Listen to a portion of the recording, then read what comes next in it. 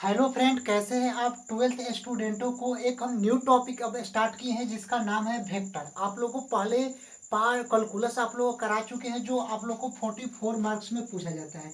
यानी 44 मार्क्स में जो कैलकुलस पूछा जाता है, ये आप लोग को टॉपिक्स ऐड कर दिए हैं। तो ये आप लोग ने जाकर नहीं देखे तो सबसे पहले the real coach defence academy के यूट्यूब चैनल पर जाकर देख लेना है। यानी कि 44 मार्क्स का कैलकुलस आप लोग को पूरा एंड कर दिया, जिसमें डिफरेंशिएशन, इंटीग्रेशन और डिफरेंट इंटीग्रेशन सारे पार्ट्स आप लोग को कवर कर दिए हैं। अब आप लोग को हम टॉपिक्स, एक न्यू टॉपिक्स पर चलेंगे आज, जिसका नाम है वेक्टर। वेक्टर का मतलब सदिश, ये एक ऐसा टॉपिक्स है जो आप लोग को क्लास 9th और क्लास 11th में भी आप लोग फिजिक्स के टॉपिक्स में पढ़ चुके कि वेक्टर क्या होता है। तो ये आप लोग को इंट्रोडक्शन हम भी बताएंगे, पूरा बेसिक लेवल से चलेंगे। और ये आप लोग को 20 मार्क्स का पूछा जाता है। बिहार बोर्ड स्टूडेंट्स या एनसीईआरटी के सिलेबस में जो आप लोग का वेक्टर एक टॉपिक से जो 20 मार्क्स का पूछा जाता है। यानी कि आप लोग को पहले हम 40 मार्क्स तक आप लोग को कवर करा चुके हैं, 44 मार्क्स का जो कैलकुलस पढ़ा चुके हैं। अब ये आप लोगों को एक टॉपिक्स ये वेक्टर कवर हो जाएगा, तो कितना मार्क्स का कवर हो जाएगा, तो 20 मार्क्स का कवर हो जाएगा, यानी कि 64 मार्क्स। यही कैलकुलस का, कैलकुलस और वेक्टर दो टॉपिक्स पढ़ लेते हैं तो यहाँ पर 64 मार्क्स का हो जाएगा। और ये आप लोग का वेक्टर का पार्ट 1, यानी कि वेक्टर का पार्ट अभी फर्स्ट स्टार्टिंग, यानी बेसिक लेवल से हम लोग वेक्टर स्टार्ट करने हम लोग जा रहे हैं। तो पहले आप लोग देखेंगे वेक्टर में कि भौतिक राशियां, जिसको भौतिक राशियां को क्या बोलते हैं, फिजिकल क्वांटिटी। फिजिकल क्वांटिटी का मतलब भौतिक राशियां क्या है। किसी भी अगर वेक्टर स्टार्ट करने से पहले पहले हम लोग को मालूम पड़ना चाहता है कि भौतिक राशियां हैं क्या। तो वैसी राशियां जिसे मापा जा सके भौतिक राशियां कहलाती है। यानी कि जिस जिस चीज को हम लोग मेजरमेंट करते हैं, मापते हैं। जैसे मान लीजिए कि जिस चीज को हम लोग मापते हैं, अगर मान लीजिए कि हम दुकान पर जाते हैं और वहां पर कहते हैं कि 1 kg, 1 kg क्या दीजिए हम लोग को, चावल राइस दीजिए। तो उसको मापने के लिए क्या होता है, केजी यानी कि किलोग्राम होता है कि नहीं होता है। तो वही चीज है कि वैसी राशियां जिसे मापा जा सके भौतिक राशियां कहलाती है।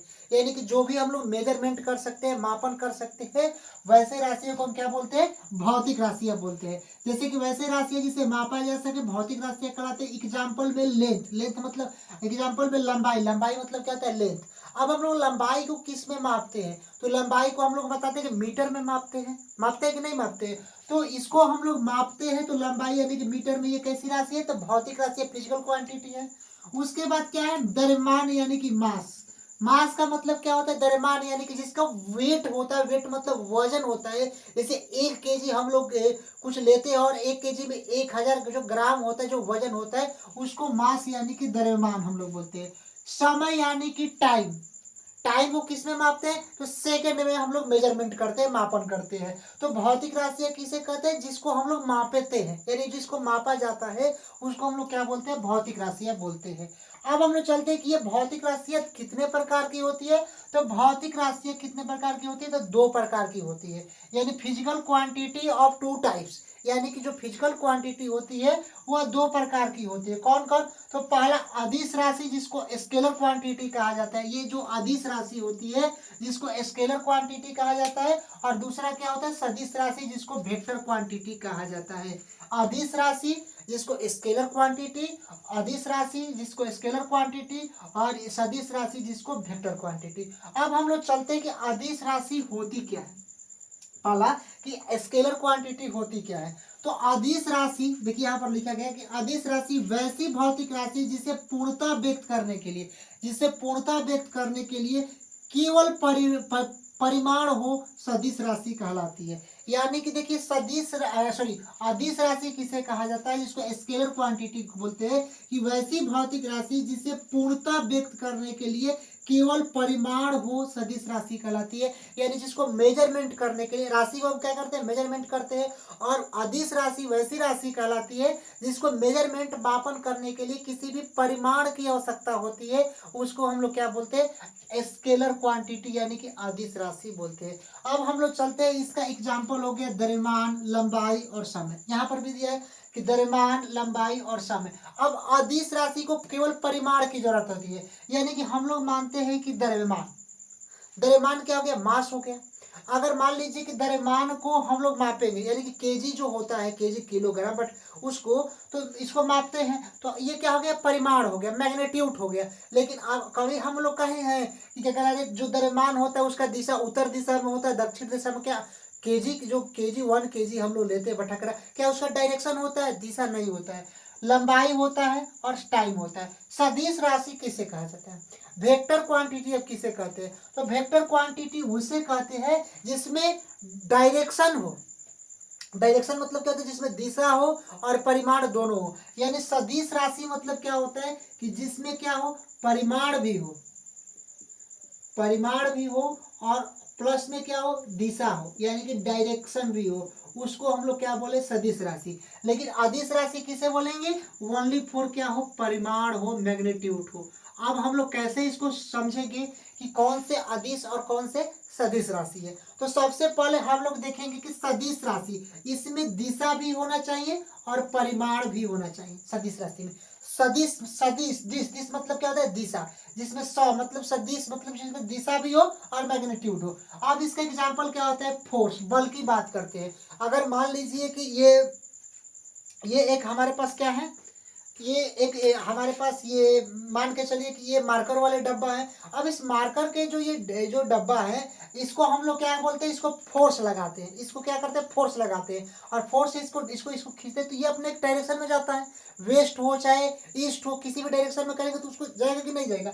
तो अगर मान लीजिए सदिश राशि क्या होती है, इसमें परिमाण भी होती है, यानी इसका जो परिमाण जो वजन होता है कुछ तो कुछ होगा, वेट, और इसका डायरेक्शन भी होगा। अगर इसको हम लोग फोर्स यानी कि बल कैसा एक राशि है, तो वेक्टर क्वांटिटी है। कब, क्योंकि इसको हम लोग जब ऐसे इसको करेंगे, इसको मतलब इसको क्या करेंगे हम लोग, इसको फोर्स देंगे, बल देंगे, तो एक डायरेक्शन में जाएगा कि नहीं, कोई दिशा में जाएगा। तो जो दिशा में जाएगा और उसके साथ ही इसका परिमाण भी लग रहा है, मैग्नीट्यूड भी लग रहा है, तो ये सदिश राशि कहलाती है। लेकिन अदिश राशि क्या होती है, इसमें केवल परिमाण रहता है, इसमें डायरेक्शन दिशा नहीं रहती। जैसे हम लोग द्रव्यमान की बात करें, अब हम बटखरा को लेते 1 केजी को और उसको कहेंगे कि आप किस दिशा में हो, क्या वो दिशा में रहेगा, नहीं रहेगा। उसी तरह लंबाई को हम कहेंगे कि 4 केजी उत्तर, जो लंबाई जो लेंथ होता है उत्तर की ओर मतलब कि चले, तो नहीं चलेगा, डायरेक्शन इसका नहीं होगा।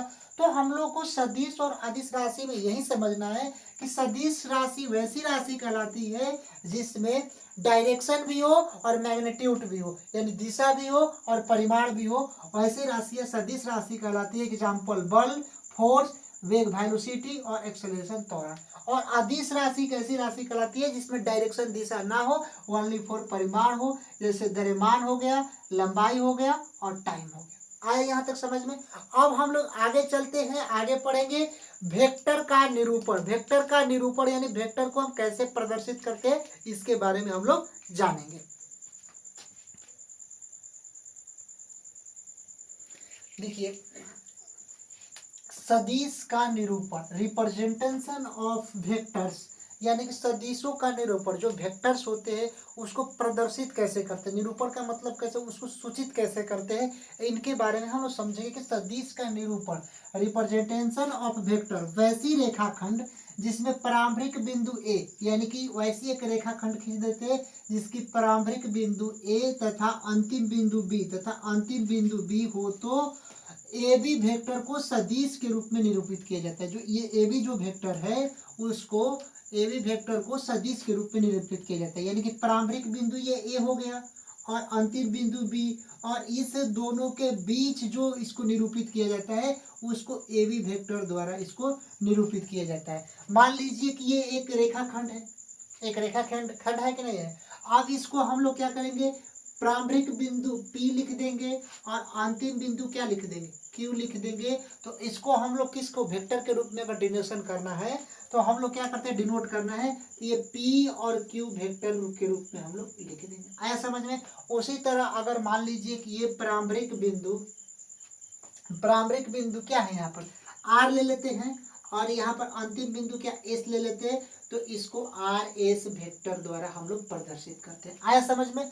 लेकिन अगर मान लीजिए कि एक रेखा खंड है, ये एक रेखा है, अब इसको कहें कि वेक्टर के रूप में इसको प्रदर्शित करें, तो ये वेक्टर के रूप में प्रदर्शित नहीं होता है। यानी कि अगर मान लीजिए कि हम लोग को वेक्टर के रूप में निरूपण करना है, तो सदिशों का निरूपण के लिए वैसी रेखा खंड जिसकी प्रारंभिक बिंदु ए, यानी प्रारंभिक बिंदु जेड क्यू कुछ भी लेके प्रारंभिक बिंदु ए और अंतिम बिंदु बी हो, तो उसको ए बी वेक्टर द्वारा निरूपित किया जाता है। इसकी प्रारंभिक बिंदु पी है और इसका अंतिम बिंदु क्यू है, तो पी क्यू वेक्टर द्वारा हम निरूपित करते हैं। इसकी प्रारंभिक बिंदु आर है और इसकी प्रारंभिक बिंदु एस है, तो इसको आर एस वेक्टर द्वारा हम लोग निरूपित किए जाते हैं। एकदम बेसिक से हम लोग चलेंगे। यानी कि आप लोग इसको डिनोट कैसे करते हैं, ए प्रारंभिक बिंदु ए और अंतिम बिंदु बी तो ए बी वेक्टर, प्रारंभिक बिंदु पी और अंतिम बिंदु क्यू तो पी क्यू वेक्टर, और प्रारंभिक बिंदु आर और अंतिम बिंदु एस, तो इसको आर एस वेक्टर द्वारा प्रदर्शित करते हैं।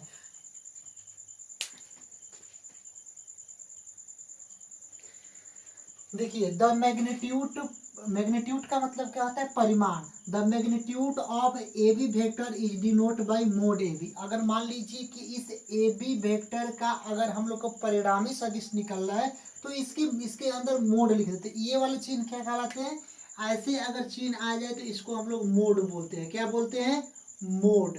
तो अगर मान लीजिए कि अगर परिणामी आ जाए, अगर मान लीजिए कि द मैग्नीट्यूड ऑफ, अगर मैग्नीट्यूड पूछता है, परिमाण पूछता है किसी भी वेक्टर का, अगर ए बी वेक्टर का परिमाण क्या हो जाएगा, मोड ए बी वेक्टर। यानी इस ए बी वेक्टर का परिमाण क्या हो जाएगा, मोड ए बी वेक्टर।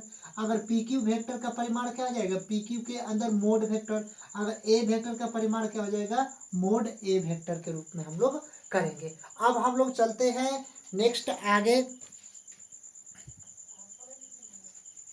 देखिए अब हम लोग चलते हैं मैग्नीट्यूड वेक्टर, सदिश का परिणाम, मैग्नीट्यूड ऑफ वेक्टर्स। ये मोस्ट इंपॉर्टेंट कंसेप्ट है कि सदिशों का मैग्नीट्यूड यानी कि परिमाण हम लोग कैसे निकालें।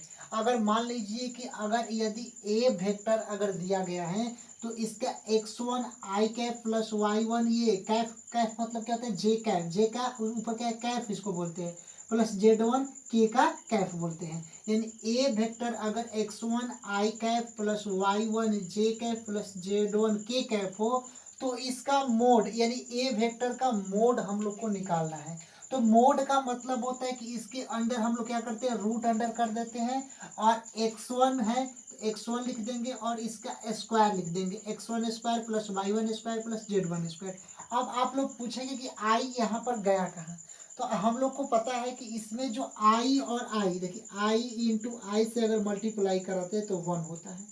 ये आप लोग समझना है कि आई इंटू आई, ये आयोटा वाला नहीं समझना। आयोटा का मतलब आई इंटू आई, आई स्क्वायर तो -1 हो जाएगा आयोटा में। लेकिन ये आई इंटू आई, ये एक्स स्क्वायर है, तो यहाँ पर क्या हो जाएगा, x1 का इस एक्स स्क्वायर प्लस y1 का स्क्वायर प्लस z1 का स्क्वायर, यहाँ पर मॉडुलस के रूप में ए मोड ए अगर हम लोग का निकालना है, तो x1 का होल स्क्वायर प्लस y1 का होल स्क्वायर प्लस z1 का होल स्क्वायर। ये क्या होता है, सदिशों का परिमाण होता है। Magnitude of mode A vector, A vector का यानी कि इसका परिमाण होगा। अगर ए वेक्टर यहाँ पर दिया गया है, तो इसका हम लोग को मॉडुलस निकालना है, यानी परिमाण यानी मापांक निकालना है। तो इसको रूट अंडर कर देंगे और x1 का स्क्वायर प्लस y1 का स्क्वायर प्लस z1 का स्क्वायर हम लोग कर देते हैं। अब ये आया कैसे कि x1 y1 और z1 ये मैग्नेट आया कैसे, तो सबसे पहले हम लोग क्या करते हैं कि यहाँ पर x1 एक रेखा खींचते हैं, फिर y1 एक रेखा खींचते हैं, और एक समतल में इसका हम z1 यहाँ पर रेखा खींच लेते हैं। अब हम लोग को पता है कि मूल बिंदु 0 पर 0,0,0, क्योंकि क्यों 3 0 है, क्योंकि 3 यहाँ पर रेखाएं हैं। अब हम लोग क्या काम करते हैं कि इसको नाम लिख देते हैं कि जो समानांतर जो रेखा है उसको x1, लंब जो रेखा है उसको y1, और यहाँ पर ये वाला जो है उसको z, यानी x y और z, इसको हम लोग लिख देते हैं।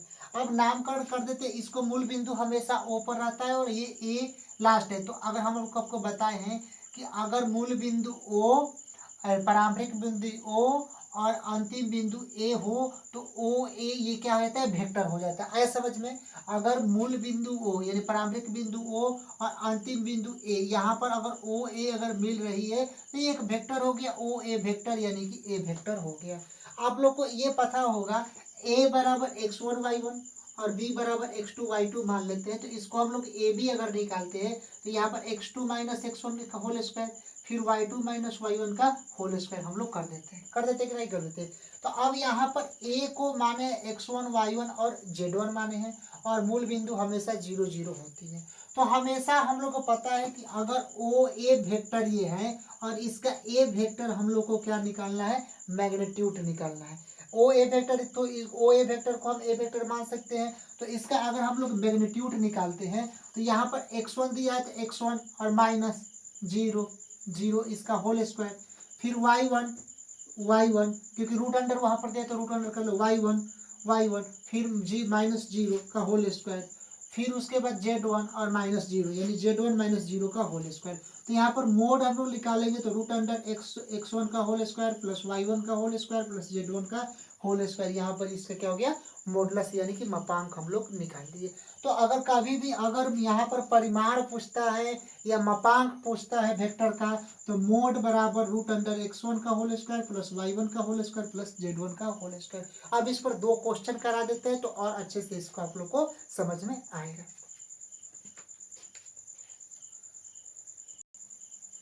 तो अब इसका हम लोग को क्वेश्चन है इस मोड यानी परिमाण वाले क्वेश्चन में कि यदि ए वेक्टर बराबर 3i कैप 3i और कैप, ऊपर इसका कैप मतलब क्या होता है, टोपी अगर समझ लो कि ऊपर ऐसे अगर लगता है तो कैप मतलब क्या होता है, कैप मतलब टोपी।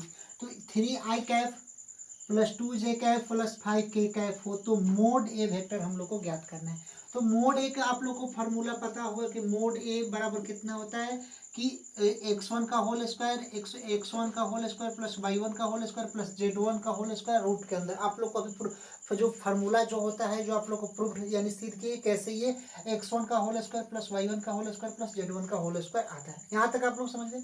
अब मोड ए वेक्टर यानी ए वेक्टर कितना है अब आप लोग को देखना है। तो ए वेक्टर है 3i कैप प्लस ये 2j कैप और प्लस 5k कैप, ये आप लोग का है। अब हम लोग को क्या काम करना है कि अब इसका मोड हम लोग को निकालना है। यहाँ पर मोड दे रहा है तो यहाँ पर ए वेक्टर का हम लोग मोड यहाँ पर लिख देते हैं। तो मोड का मतलब यहाँ पर रूट अंडर कर देते हैं। अब यहाँ पर x1 का होल स्क्वायर, तो x कितना है 3, तो यहाँ पर हम लोग क्या करेंगे 3 का होल स्क्वायर लिख देंगे प्लस y1 का होल स्क्वायर, y कितना है 2, तो यहाँ पर 2 का होल स्क्वायर लिख देंगे, फिर प्लस z1 का होल स्क्वायर कितना है, तो z1 का z का होल स्क्वायर 5, तो 5 का होल स्क्वायर लिख देंगे। अब यहाँ पर हम लोग क्या काम करेंगे, मोड लिख देंगे, फिर रूट अंडर 3 का स्क्वायर कितना होगा 9, 3 का स्क्वायर 9 प्लस 4 2 का स्क्वायर कितना होगा 4 और प्लस 5 का स्क्वायर कितना होगा प्लस का 25 होगा। तो अब हम लोग यहाँ पर मोड लिख देते हैं और उसके बाद 9 और 4 कितना हो जाएगा 13 और 13 और 25, 13 और 25 कितना हो जाएगा, यहाँ पर 25 हम लोग लिख देंगे और 13 लिख देंगे तो 8 और 3 यानी कि रूट अंडर 38, और ये इसका मोड निकाल दिए, मापांक निकाल दिए। तो ये आप लोग को मोडलस यानी कि मापांक आज के क्लास तक इतने ही, और नेक्स्ट वीडियो में इससे हम लोग आगे चलेंगे और मोड का 1 2 और क्वेश्चन कराएंगे और नेक्स्ट कंसेप्ट आप लोग को पूरा बेसिक लेवल से हम समझाएंगे। यानी 0 लेवल से आप लोग को वेक्टर और वेक्टर अगर आप लोग आ गए तो 20 मार्क्स कन्फर्म है कि 20 मार्क्स इसमें हो जाएगा, और 44 मार्क्स का आप लोग कैलकुलस करा चुके हैं। कैलकुलस में एक टॉपिक अभी नहीं करा है जो एरिया, लेकिन बहुत से बच्चे को डिमांड थी कि वेक्टर सर करा दीजिए पहले उसके बाद एरिया कराइएगा। तो वेक्टर हम लोग करा 20 मार्क्स का करा देते हैं, उसके बाद एक टॉपिक एरिया से उतना क्वेश्चन पूछता नहीं है, लेकिन टॉपिक्स में है तो कराना तो पड़ेगा ही, तो एरिया आप लोग को करा देंगे। तब तक के लिए जय हिंद स्टूडेंट।